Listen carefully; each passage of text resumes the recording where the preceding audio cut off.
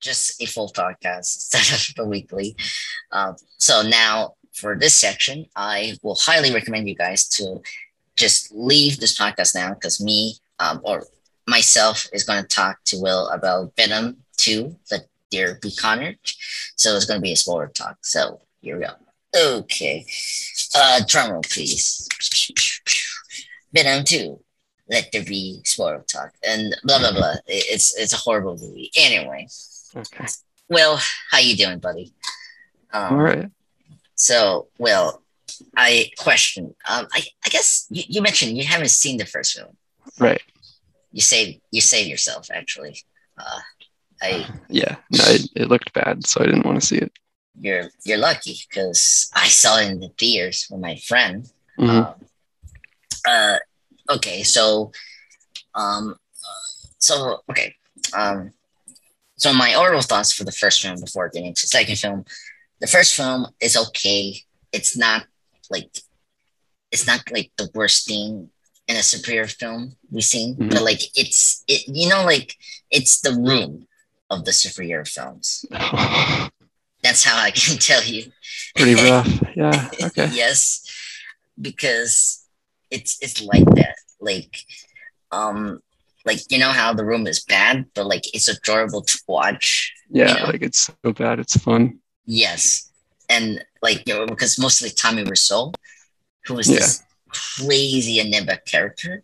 That's Hmm. what Tom Harley is in this series. Okay. Yes. So um it it's insane. And so and that's the reason that he spends this is why I think the series has been successful compared to other horrible films because sometimes the actor doesn't do a good performance in these films because they Hmm. know they're in a bad film. Yeah. Tom Hardy doesn't do that. Like he actually commits and like he brings it all like A plus, like 100% performance, than just like phoning in and like just like be miserable in the screen. He's like the saving grace of the series, and he's actually really good in this sequel. Okay. Um, so now after covering the first film, the sequel is a marginally improvement of the predecessor. They got rid of the things that I didn't like about the first film, and like they doubled down on things that was like the things that people like reacted positively. So in this case, they focus more on the Venom and Brock relationship, and in this sequel, and and the thing about this movie that's kind of crazy. This movie is like 97 minutes long. So you don't have this kind of typical superhero thing of like it's 2 hours or 40 minutes or 30 seconds long, Yeah. like Black Widow or Shang-Chi we had.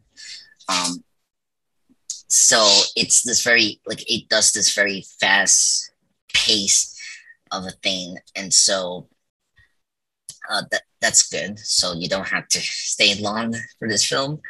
Um, it doesn't like it doesn't overblow you with plot points or characters, which is something that's going to be like a hit and miss. Like when you expand your universe and the franchise, you always cram in plot points or like characters that you will Hmm. like or not, right? This Right. film, like, right, this film doesn't really do that. Like they keep like core characters from the first film, and then the only new things we got was just the villains and then this one character that they're setting up for the sequel, and that's it. So that's a Okay. good thing. So they and speaking of, if we get into like filmmaking, they have a new director here. It wasn't the Zombieland director because he was too busy directing the sequel for Zombieland 2. Oh, okay. Yes, this one was directed by Andy Serkis. Right. Yes, and I think he was a good pick. I think he uh, speaking of performance, like because he did motion capture and like he had to like act with people or sometimes without people. he really delivers on his experience of this big budget, motion capture, effects heavy to this film, and you see that through like this film feels more organically like real in reality compared to the first film, because the first film was like, I mean, like like the whole ending of that film was horrible. It was like CGI fest, and like because that film had the villain Riot that had was another symbiote, and like and I want to get to like my bad things, what was this it involves with Carnage, but here Serkis and the team did a really good job of giving me environments and locations that like were like for me easy to understand what was going on, and and overall I was happy this film didn't went overboard, like it didn't do the big like like Dark Knight when they went bigger. Here they keep everything small, like it was a much smaller film, and like they were trying to be like a more thematical film. Like this film was all about friendship, like it was about relationship, like it was about Brock and his relationship with Venom, and Carnage with Shriek, and then of course Venom and Brock's relationship with Anne, this ex-girlfriend that's played by Michelle Williams. Like overall it's a much better is improvement over the predecessor from 2018, and that's not saying much. There's still things I don't like about this film, but yeah. Any questions you have for me? Well, that some people tell you about this film, and blah blah. I mean, I heard about the post-credit scene. Okay. Okay. Yeah, we have a post-credit scene. This one, and by the way, folks, this is Water Talk. If you don't want to hear about the post-credit scene, just leave and come back later. Okay, so obviously Sony is always trying to get Spider-Man in one of these films, right? Or trying to get their franchise to be in the MCU for some reason. I don't know why. So the post-credit scene is Venom. Well, towards the end of this movie, Venom and Brock are on the run because they've been too much like connected to this conspiracy of crimes that's happened the last 3 years, revolving with the billionaire villain from the last film, and then here with Carnage and Shriek. So they on the run, and they were in some Hawaii or China country, whatever. And Brock and Eddie have this conversation, and like Venom was talking to Brock, and he was telling him that he has some other tricks that he hasn't shown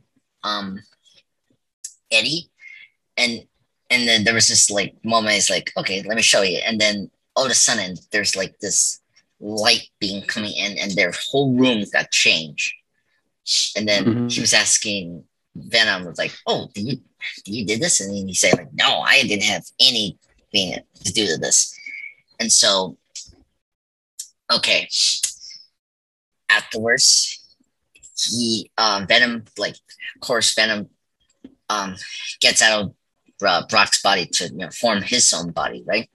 And then the TV's there, and you hear Joe Jameson, Joe Jamison. Yeah, JJ. Yeah, JJ. Yeah, thank you. Of the TV, which this is connected to what happened in Spider-Man Far From Home, where he was Pierce's identity was revealed, and so you see that, and then you see the image of Tom Holland without his mask. So this is connected to Spider-Man No Way Home, and then Venom is there. He's talking, and like he licks the TV, and then we cut to like a comedic scene where the guy comes out of the bathroom of this room that they kind of went into the dimension. And then Eddie was like, is back again on the human form, and then cut. That's the post-credit scene. So, yeah. So I will be honest with you. I don't know what that means. It means it could be that's Venom 3, that Venom is going to go against Spider-Man, which I don't know how. Like that's just weird for me because Venom is the hero here, despite he kills people. But whatever. I mean, this is just their series. Or this is connected to Spider-Man No Way Home that's coming out December, Mm-hmm. and then that's kind of cool to see Venom to be in that series. Yeah, that I mean, my I was with my movie bud Kristen and my childhood friend Chris, and a lot of the people in my theater reacted positively because it's Tom Holland Spider-Man. Yeah. The implication is exciting, but like I'm not excited for that because I don't know if they're like, is that for that film coming out for December or is it just for Venom 3? Which I don't want that to be Venom 3 because I don't trust Sony Yeah. to give me a very satisfying film for Spider-Man and Venom. If you Mhm. like the Venom Spider-Man relationship, Yeah. I don't know. I have a feeling it's going to be the Sony movie. Okay, so you think it's the Sony movie? Yeah, I think what they're setting up is because the multiverse is open, Tom Holland's Peter Parker can just kind of jump between the two different universes. Yeah. Yeah. Man, and it's kind of funny. Like the Sony successfully got this. Like they won with the Battle of Spider-Man because you remember well that like was it 2 years ago? There was a moment where that Marvel Studios didn't have Spider-Man because the contract was up from the 5 picture deal. And then of course they re-signed that after a month after that happened. And I can't believe Sony can actually pull this off. I mean, Sony. Let me say this: Sony Pictures are not a bad movie studio. They do produce great films. I mean, they did. Yeah, Bond. I mean, Skyfall. Right. They were. The new film No Time to Die is not with Sony because they're right. It got sold to Amazon or at MGM, which is now owned by Amazon, right? Yeah. Well, before that deal, they had like a contract with Sony for like this amount of time, and they got expired when Spectre happened. So, yeah, a little tip of that. Yeah, they did Bond with Craig. They did Baby Driver, which is an amazing film for Edgar Wright. Like that movie. Oh my god! Like, I don't know. You seen this film, Little Woman? The 2019 film with. I've heard it's good. Yeah, I saw it actually recently twice. I've seen it a couple times. Amazing film, great cast. I mean, Florence Pugh from Black Widow, the blonde, right? Is there. She's amazing. Odenkirk's in that too, right? Yes, he's there as well. Oh my god, he's great. Oh my god. Yeah, and they did good movies, and I of course did the Rock, Kara Hart, Jack Black, Jumanji films. They're fun as well. So they do a good job of making films. It's just when they deal with franchises where they make missteps, and I don't like that. Like I like the Man in Black series, but like that series is completely misdirected, and like they don't take the potential of the franchise there. And of course, Spider-Man, they struggle sometimes with Spider-Man, and it frustrates me the most. And they did a good job with Venom too. Let me get into negatives about this film. And by the way, you don't have to see the first film to see this film. The only thing you need to know about this film is just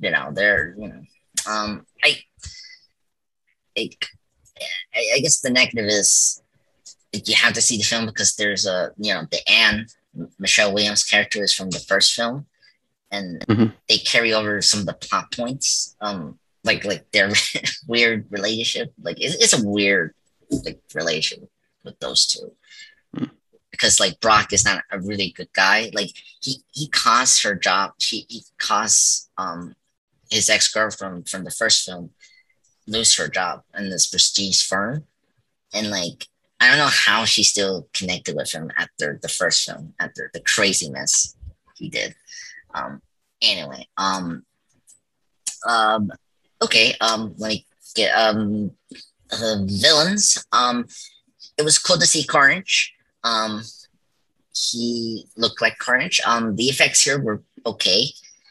Uh, the I wasn't really fun with this performance of Carnage. Woody Harrelson is a great actor, but I just he wasn't a great villain. He was a better villain over the first film. That was a Raisin Man, who was he's a Oscar nominated actor. He was in Rogue One, which I like, one of my favorite Star Wars films. He was horrible in the first film, Venom. Like he was just this typical like business villain with he had like the Thanos thing, like, oh, I need to eradicate this population, and like it was this whole Earth thing, and it was horrible. Like, and Riot was horrible as well. Like he was just a gray Venom, really, and like he did the same thing what Carnage done in the comics. So it was weird that they did Carnage in this film. It's like, why couldn't you do Carnage in the first film? You remember was it in episode 7? You mentioned the villain problem. It's exactly like this in the film series here, and I will get to this one character they're setting up that is just another symbiote villain, and it's like, you know who I'm talking about for the next symbiote villain. I think you mentioned them before. You said was it Riot or that was the first one. Yeah. You know who was the third one that we got after Carnage in the 2000s? Toxin. Yes. Okay.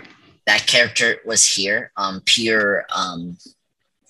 Was it? Oh no, Patrick Mulligan. He's like a detective.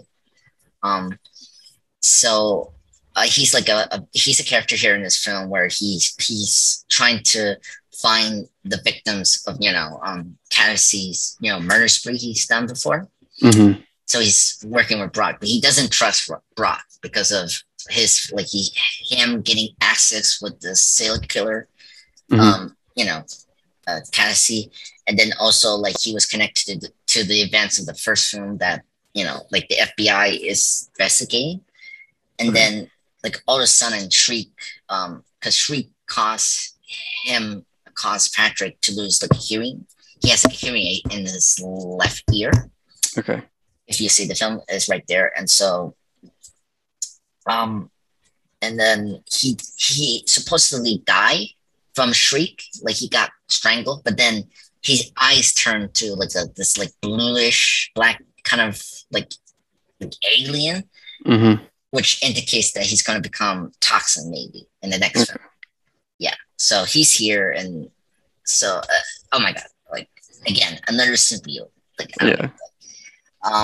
I don't know too much about Toxin. So like, is there any special abilities he have like as a symbiote? I mean, I don't really know that much about the symbiotes other than Venom. So okay, well, good news. They don't really know what they're going to do with the symbiotes. They completely are inconsistent what the symbiote does. Well, you can't believe it. Like there was a scene where Carnage, goes into this gas station. He beats up this guy. And it's like bam, bam, bam, and like this violent thing, blah blah blah, right? And like he goes to this computer to find his girlfriend, Kasady's girlfriend, Shriek. And he's like, "Oh, can you access the internet?" And first off, that's not what a symbiote does. They're not. It cannot get access to technology. It's the classic thing of, oh, they're just making up things about the symbiotes in this moment because they need to forward the plot. Whatever's convenient. Yes, so convenient. And that moment, I was like, oh my god, it was just so ridiculous. It's like, oh my god. Anyway, so by the way, having two villains. I mentioned Carnage and Shriek. Shriek gets underdeveloped. She's like so underutilized in this film. Like I love this actress, Naomie Harris. She's a great actress. She's, of course, the new Moneypenny from the Daniel Craig films. And I love her because she's in 28 Days Later, my favorite film of all time. Well, anyway, great actress. She is completely wasted in this film. Like, and it's like in Carnage, which I think is a step up villain, but it was nothing special about Carnage here. Like, because you already know the symbiote from the first film, and you saw all the things that Carnage does was from the villain you saw from Riot from the first film. So nothing new about this Carnage is really special. And the thing that made Carnage interesting from the comics and even the 90s show was him and Carnage, the symbiote, were like compatible, you know?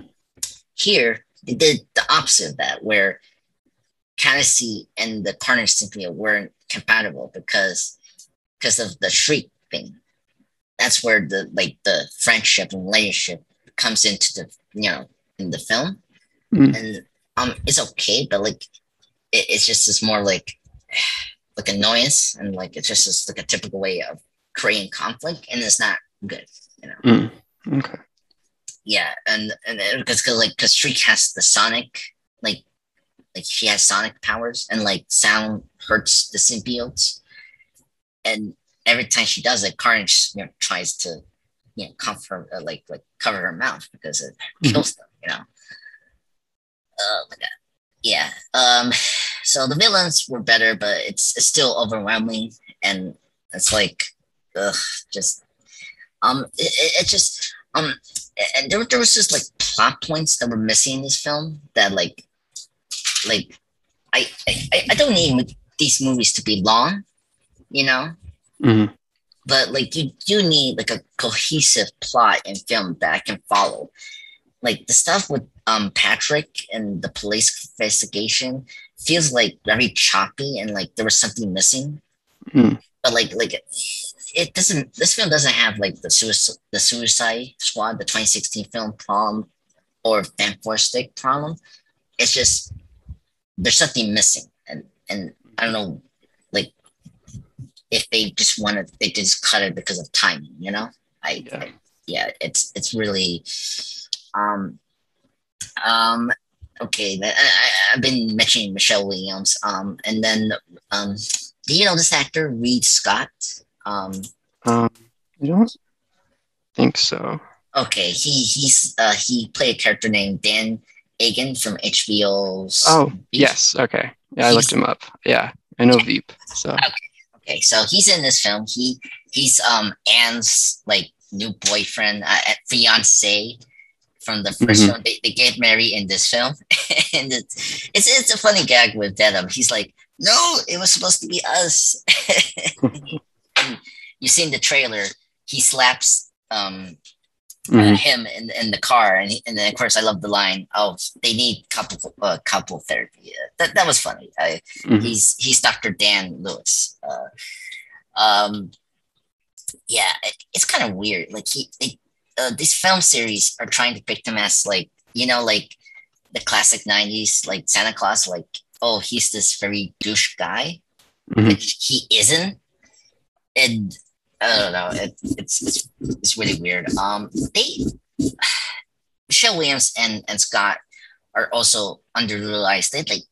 They come like halfway into the film, like almost towards the end, and it's like I don't know why they're here, but like they're and Michelle Williams, she's a great actress. She's just a damsel in distress towards the end, and it's just okay. But yeah, it's Venom 2.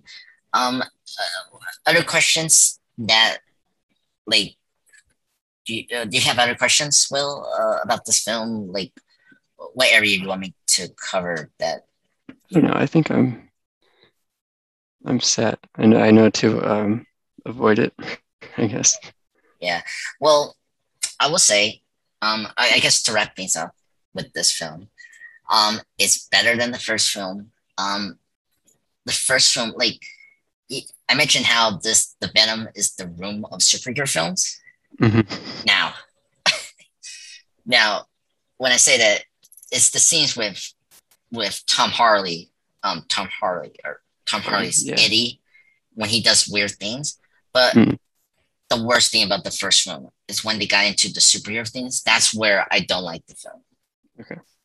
So keep that in mind. Now, with this film, Venom 2, they actually improve things. Like, they don't do the superhero things. Like, they keep it as this, like, rom-com, like, B movie level. And that's way better. And I did fairly enjoy this film, but, like, it was kind of like, and by the way, folks, I'm blinking certain jokes and things because I was very sick that day. Actually, my allergies were horrible. Though I fell asleep a little bit towards the beginning because my allergies were so bad, and so but I saw like the whole half the film, and like it was I saw the point when Cassie became Carnage. That was where I was up, so that whole thing, and those were the best moments. The whole investigation of like finding the bodies of the Cassie victims was okay. It wasn't groundbreaking. It wasn't like your famous like crime drama like or like Unforgotten or like Law and Order or I don't know or Broadchurch. It wasn't like that. It was just like this typical thing of like, oh, the villain is telling this guy, oh, here, sending these weird clues. And what's funny? Eddie is the worst journalism person ever. Venom is actually the best detective. Like Venom, it's just funny. Like Venom is the most like lively, smartest alien I ever seen in movie history. Like Eddie is the most worst journalist. Like he doesn't do his job right, and like Venom gives him like, oh hey dude, this there were drawings in the wall, right, in his cell on Cassie, and Venom knows that, and like it's just a funny scene. He doodles like what was on it, and he was showing it to Eddie, but Eddie didn't understand it, and like he gave him here and to the location, and it's like, wow, how is it that you didn't realize that those drawings were locations of this, like the ground where he buries his victims, right? It was just so funny, and it's like, oh my god. Oh, I don't know if you've seen like the thing that was training about this film was Venom in the Wave party. Like, okay, yeah, I've seen. Yeah, it was funny. It was really funny. There was this is where you had to turn off your head because he jumps to body. In the first film, they made this very clear that if the symbiote doesn't connect with the host dies after the symbiote doesn't connect with that host. And Venom does that to two people at least. And they don't even address that, and like it's like really awkward. So I'm just letting you know that they don't even touch that in this film. Okay. Like when Venom is in the other people's body, so it's really weird. It's funny. Anyway. Yeah. The Raid was funny, and and that's another thing that just convened. You're in a wave, right? You think the music and sound will hurt Venom, and it's such a good try. And it's just like, oh my god, yeah, it's funny. I love how everyone in that party doesn't realize he's an alien and like he's a monster, and like they think he's just a Halloween costume party. Oh my god. So yeah, that's Venom 2. Let There Be Carnage, or Let There Be B-level movie.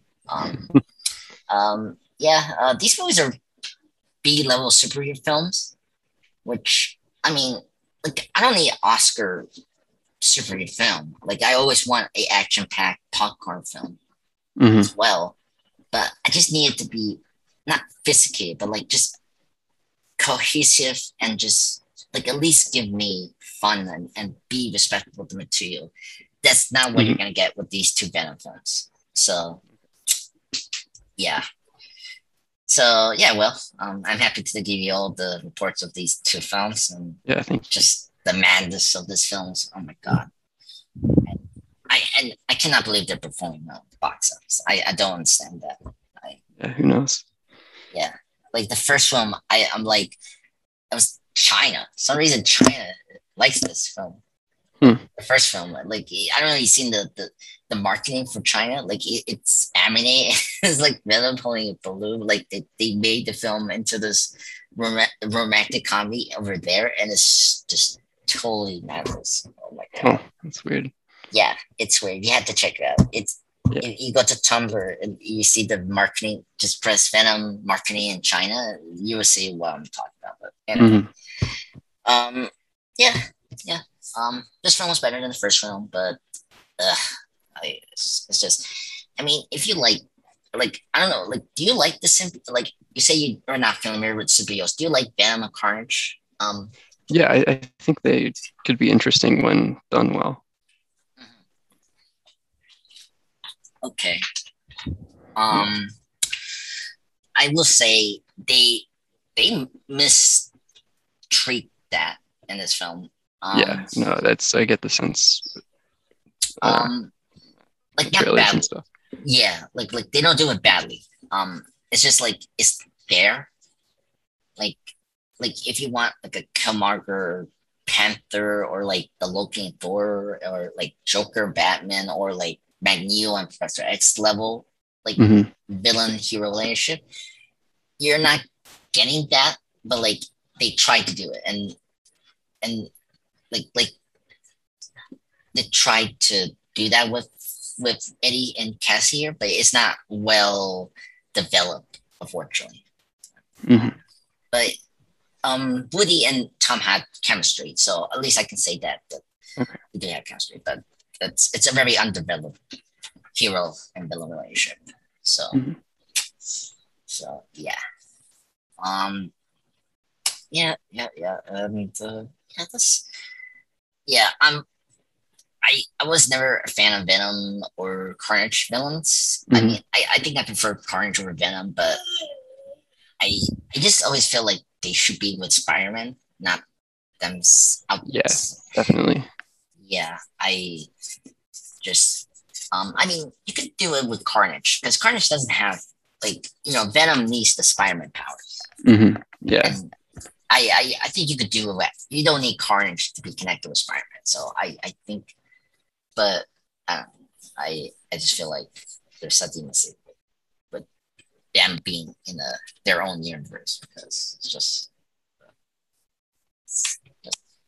yeah. So yeah, that's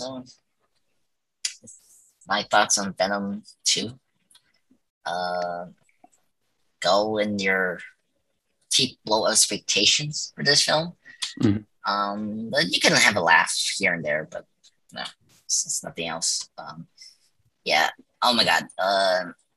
When Shang-Chi is coming in Disney Plus, I'm gonna see it again, so I can just wipe this movie out of my mind.